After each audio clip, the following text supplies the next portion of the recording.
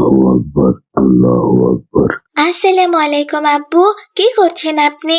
এই তো তসবিহে ফাতিমি পড়ছিলাম মা রাদিয়া জান্নাত। তুমি কি ফজরের নামাজ পড়েছো মা?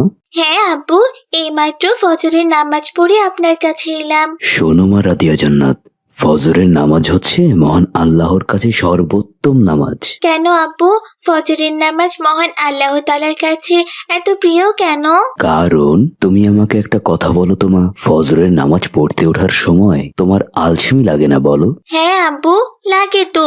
মাঝে মধ্যেই তো ইচ্ছে করে ফজরের নামাজ না পড়তে, আর আমার তো ঘুমই ভাঙতে চায় না। আবার ঠান্ডা পানি দিয়ে উজু করে নামাজ পড়তে হয়। ও বাবা, মাঝে মাঝে যে কি বিরক্ত লাগে।